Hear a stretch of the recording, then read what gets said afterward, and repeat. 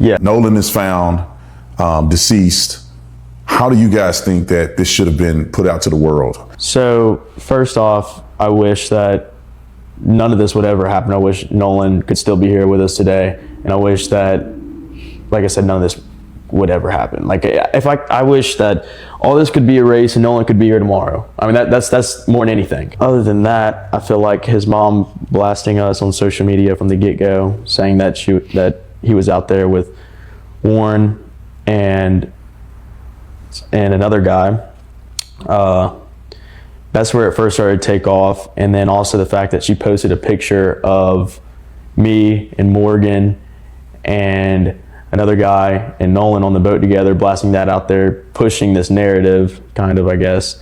I wish that would have never happened either. And I don't think those would have never happened, a lot of this stuff wouldn't have been as viral or gone all over the country at this point. I mean, this is a countrywide news story that is just blown out of proportion, and the fact that it was our best friend and it's not what people are saying it is what hurts the most. I mean, that was our brother. I mean, straight up.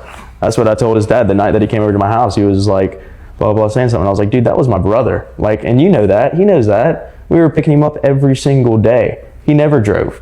I can't tell you how many times I pulled up in his driveway and picked him up. And it wasn't him asking. It was just because that's what we did. We just picked up Nolan all the time. That's how we, came about to all the stuff that we were going to. We'd go and pick him up. That's how much we like to be around him. We would do stuff like that all the time, I don't care about the rest. Yeah. You can say what you want to say about me. You can do, try to tear me down. Yeah. But that is not going to take my voice away. Yeah. You're not going to break me to where I can't advocate for my child. Yes. It's not happening. And by the grace of God, we will get answers and we will get justice. We have a new picture that has emerged. It is a whole group of people on the 4th of July getting onto what is believed to be Fart Jr.'s boat. But you know who's missing?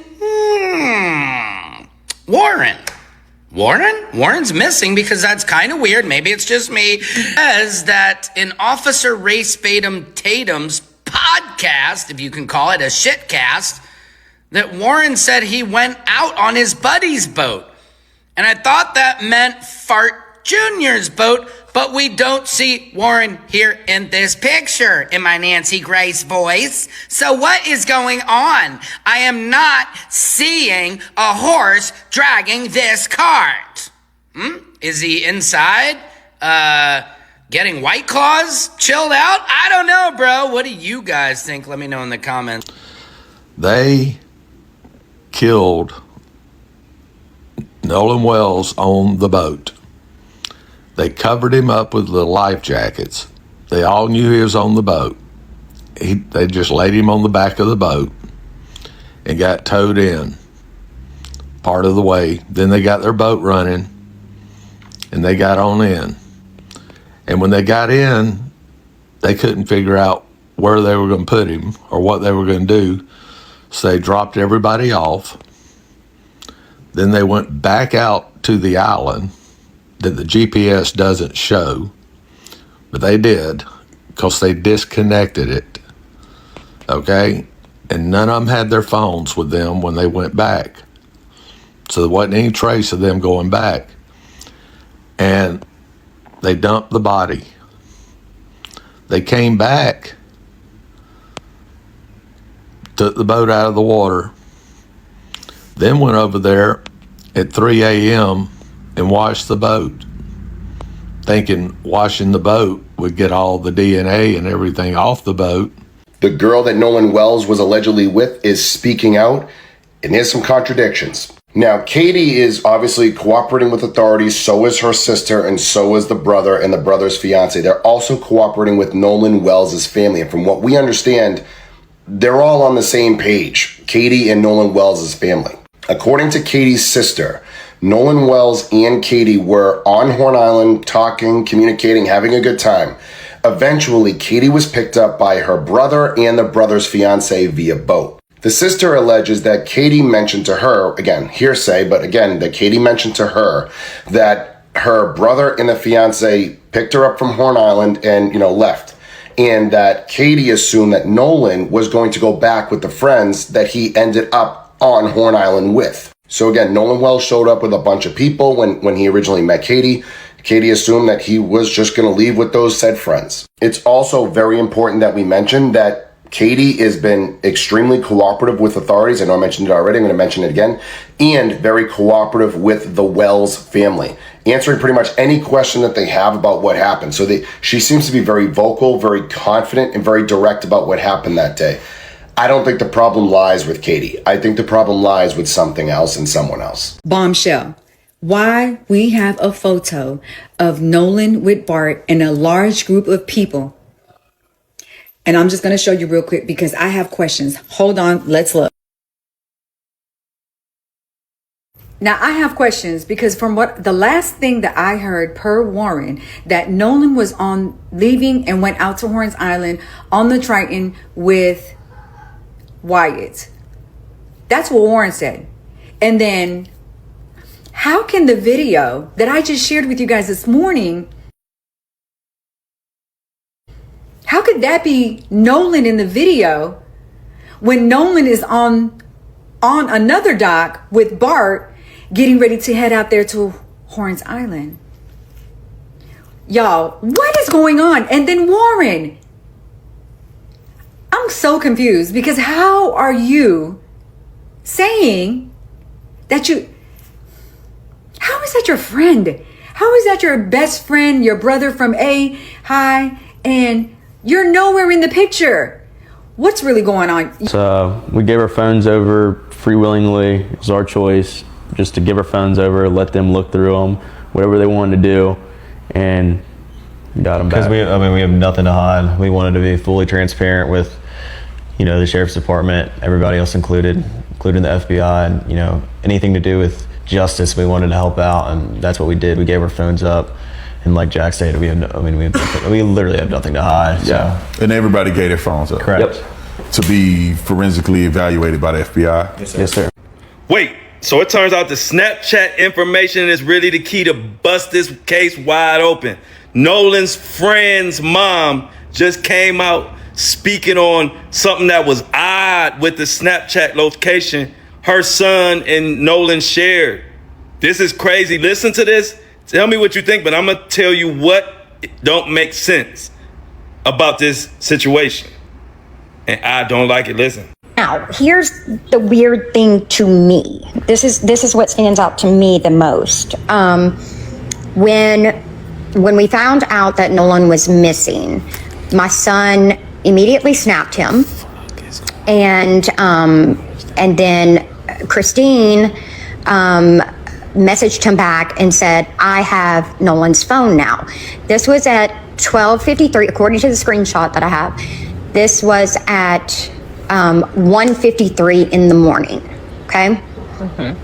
So he, for whatever reason, I don't know if he was gonna, I don't know why he took the screenshot, to be honest with you. I think it was maybe even a God thing.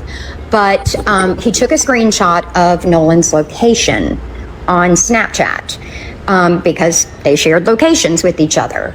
And on that screenshot, it shows Nolan basically in the middle of the Gulf, like right off of Horn Island. It said that he had been at that location for 13 hours, which would make sense if you just back up that timeline. That would make sense around the time that they would have arrived at the island. But what was weird was that his location didn't change. It said that he was last active an hour prior to that. And my son, I think it said it was like 53 minutes that 53 minutes prior to that my son had sent him a snap. So, look, it's in the photo. Restaurant girl, we don't even care anymore. 1, 2, 3, 4, 5, 6. Where's the 7th person? He can't be sitting in the chair because that's allegedly Wyatt on the phone call with Cito. See the dark hair, glasses. Right here, you can see the stripes going on the side of the short. Blue above and bottom. Just like seen right here. But where the fuck is he? Dude in the red shorts allegedly was not on the boat. Where the fuck is he at? He should be right here. And then if he was right there, you'd be able to see him in this area. As you can see the pole right there, you'd be able to see him in this area or on the other side. In this area or on the other side. Even right here, you'd still be able to see a piece of his body. These boys at all, from your understanding, obviously you're their attorney representing them along with Ed. Are they being investigated as suspects in a crime? No. Just to put it as plainly as possible, they are not being investigated as suspects. In Jackson County, anytime there's what we call a unnatural death, the DA's office presents the information they have on that to the grand jury that's impaneled.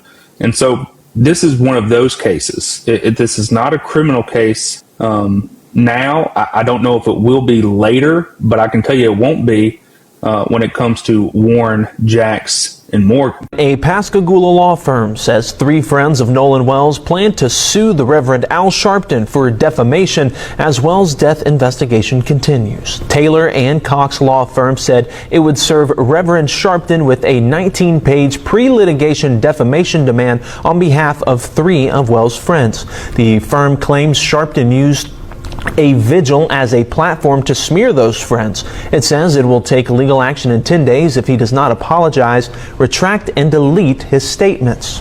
Sharpton's law firm responded tonight saying that he welcomes the lawsuit and his attorneys will be in touch. My wife that day, she pulled to the side and she said a prayer, and he brought us Ben Crump and his team. And let me say this, because I've seen this too. His team never reached out to us. Attorney Crump's team. Yes. Where's the camera? Attorney Crump's team did not reach out to us. Yeah. This is my prediction. This is what happens in these cases. They have a case. They know it's no racial component. There's no evidence of race, but they know there can be some money made. Who do you go to when you want to make some money? You don't go to your local guy. This didn't happen across the country. This happened in Mississippi. You don't go to an attorney in Mississippi. You don't go to a representative there in your locale. You go to Benjamin Crump. Get a national figure involved. Immediately you raise $700,000 on a GoFundMe. What's the next play?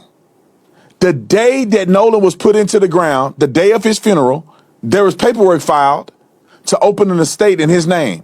I was told, and I think common sense tells you, when they open an estate in his name, they're preparing to sue somebody for a wrongful death suit. Benjamin Crump has gotten people $700 million, $800 million, $500 million, $50 million, $30 million, $20 million, $10 million, $5 million, $2 million in wrongful death settlements in civil court. They've sued these police departments and gotten tons of money in wrongful death suit. Now, I think the play is that they will not go back to work because they're going to try to prepare to sue to get a wrongful death payout. And $700,000 plus a multi-million-dollar wrongful death payout, why would you have to go back to work? You can invest that in some property, put that in the SP 500, put that in an index fund, and you can live off the interest. Especially if you get a $20 million, $30 million, $50 million, $100 million wrongful death suit. We have new subpoenas in the Nolan Wells case, and yes, it is from Nolan Wells' family. This new subpoena is directed towards the Towing Company. She is requesting, Nolan Wells' mother, Christine, is requesting all the audio, the original audios, and their procedural information regarding what happens when there's a phone call, who gets the phone call, who gets the dispatch, how long does it take, all of that logistical information. This is now another subpoena that's going out.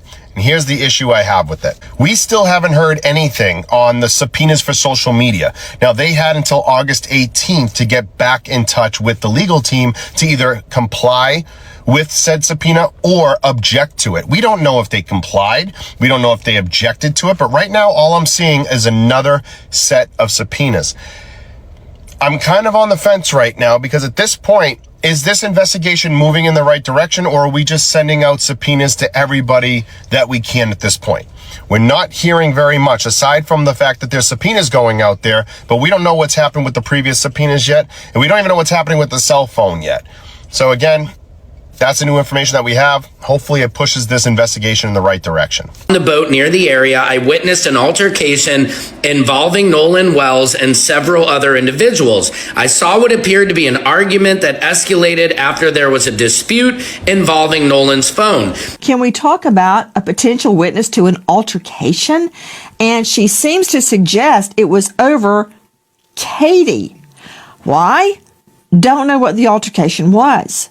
Maybe it was, hey, leave her alone and get on the boat. Or leave her alone, she's my girlfriend. Or it could be anything. But if there is a witness placing Nolan seemingly in the water, I can't tell that, but having an argument with another person, a partier at Horn Island, that is significant. It could prove or disprove your friend's timeline. Well, Nancy, I think that it's a big obstacle to climb here because I've never heard of this altercation whatsoever. Nobody that I've talked to have a location was real. And also Katie, whom I saw her text messages, she didn't even say this altercation occurred. What I will say is that if I was an investigator in this investigation, I want to hear that. I want to be able to compare that information to other things that we may have or other witness statements. But I don't think it's significant because it doesn't show if Nolan Wells was actually killed in that altercation. She's claiming that there was an altercation between somebody else. There was a potential fight, but that doesn't get me to how did he drown? How did he get in the water? And how did he not recover and come home to his family? Everybody is now pointing out that Charles and TMZ are now backpedaling on everything they said because Charles was recently being interviewed, and I think it was by Don Lemon, and he's like, yeah, it's odd that they're going off on Officer Ray Spadum Tatum's podcast. It's odd that they did this. It's odd that they did that. But TMZ, you have been the ones supporting these young men's PR crusade this entire time. So why now are you finally flip-flopping? Is it because all of the backlash you've been getting for reporting on this so incorrectly and favoring one side over the other? Because every time Harvey was on there, he said, oh yeah, we've corroborated the footage with them on the CETO call. And then when Trent Out Loud, shout out burr, burr, burr, to my man says Trent Out Loud said, where is the metadata? Where is the META? Where is the META, son? Just when they thought they had the upper hand, Nolan Wells' estate just came in with guns a-blazing. And that's what we're going to talk about.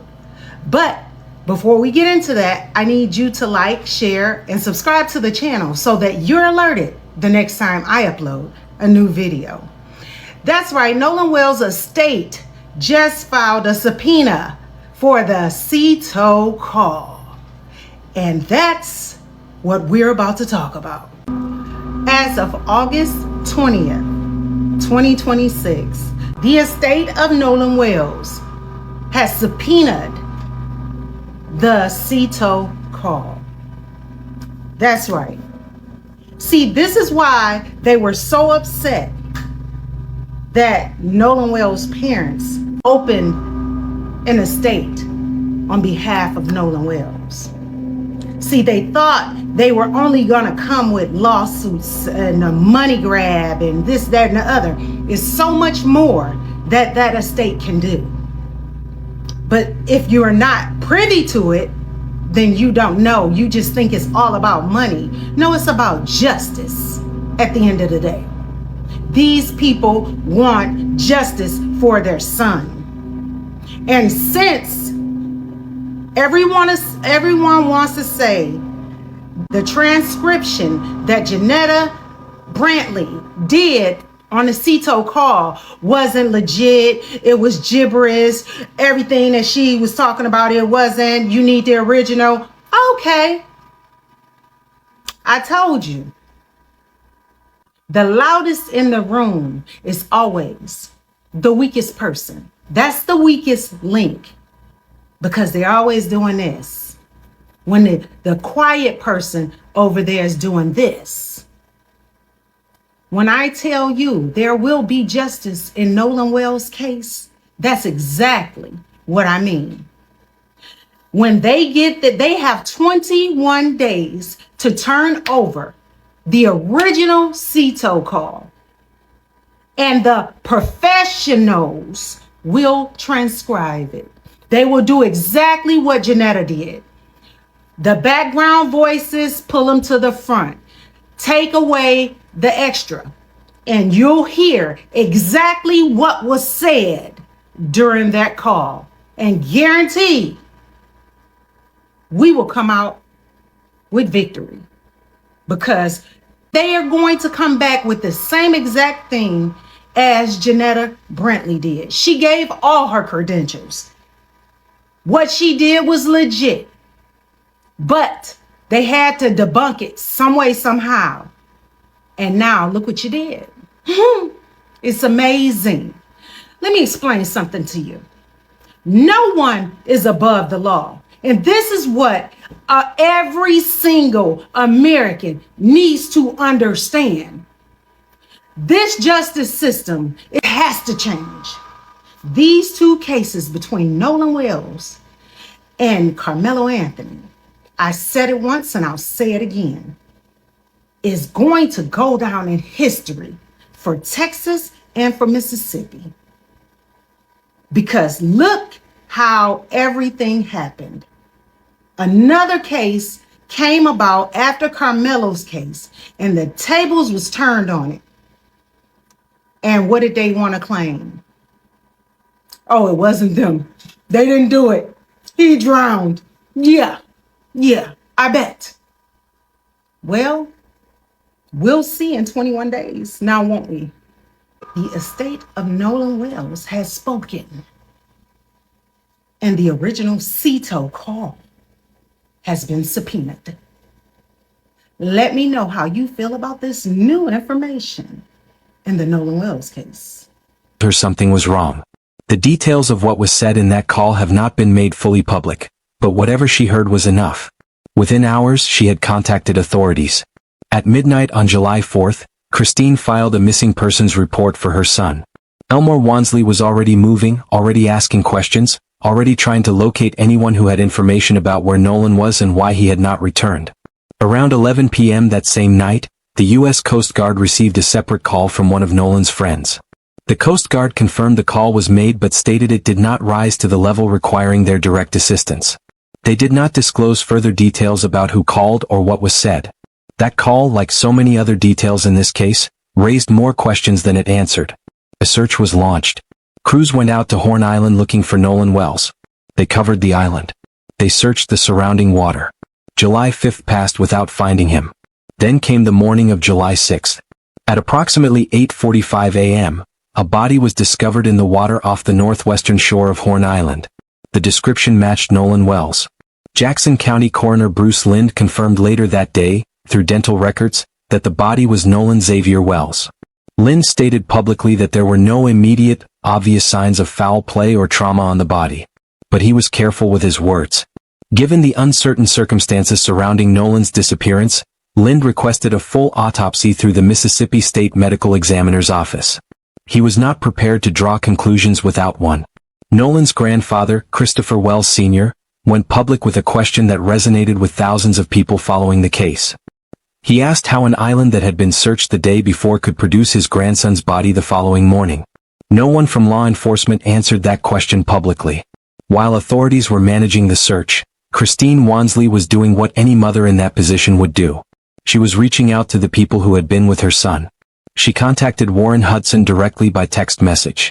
Those messages, which later circulated through social media creators and became a significant part of the public conversation around this case, reveal a detailed and telling exchange that unfolded over several days. It started before Nolan's body was even found. In the early hours of July 5th, Elmore Wansley made his way to Jax Patalo's house to retrieve a key that belonged to Nolan. He was told Jax could not locate it. Then, at some point during that same visit, someone else in the house found it. That sequence struck Elmore as odd. A key that could not be found suddenly appeared when someone else looked. It was a small detail. But in the middle of a missing person situation, small details land differently. Later that afternoon, Christine sent Warren a message asking what kind of sunglasses Nolan had been wearing on the island. She was building a description. trying to account for every item her son had with him. Warren identified them as Ray-Bans. He then followed up with a message telling Christine that he had gone out that morning to search and that he had been in contact with the Jackson County Sheriff's Office throughout the day. He expressed concern and offered support. In that same exchange, the boat information was confirmed in writing for the first time. Warren told Christine that Nolan had traveled on the 22-foot Triton offshore while Warren was on the 24-foot tide line. He confirmed the boats had gone out separately and that he had returned on the Triton. That detail about which boat Warren returned on would later draw scrutiny from people analyzing the timeline. On July 6th, after Nolan's body was recovered, Christine reached out to Warren again. She asked him to collect any of Nolan's remaining belongings that were still at Jax's house. The fact that items were still there after everything that had happened became another point of quiet concern for the family. On the day of Nolan's funeral, Warren sent Christine a message expressing his condolences. He told her that Nolan had been one of his closest friends since 8th grade. He explained that he had chosen not to attend because he did not want to draw attention away from the family and become a distraction. It was a message that read on its surface as genuine grief. Christine then asked Warren directly where he had last seen her son. Warren gave a specific answer. The west tip, north side of Horn Island at 3 p.m. He followed that with a pinned map location showing where the boats had been launched. Warren's stepmother, Chancery Judge Ashley Cole, later released a public statement. She said her family was grieving alongside the Wells family, that Warren had loved Nolan deeply, that he had been fully interviewed by the Jackson County Sheriff's Office and had cooperated without reservation, and that no one in their family was attempting to interfere with the investigation in any way. Shortly after, attorneys Edward Andrew Paltzik and J. Tyler Cox were retained to represent Warren Hudson, Jack Spatalo, and Morgan Seymour. The legal teams were now in place on both sides, and the questions were only getting louder. As the official investigation moved at the pace that investigations move, something else was happening in parallel. Millions of people across TikTok, YouTube, and other platforms were conducting their own. Two names began surfacing repeatedly in that online conversation that had not appeared prominently in any official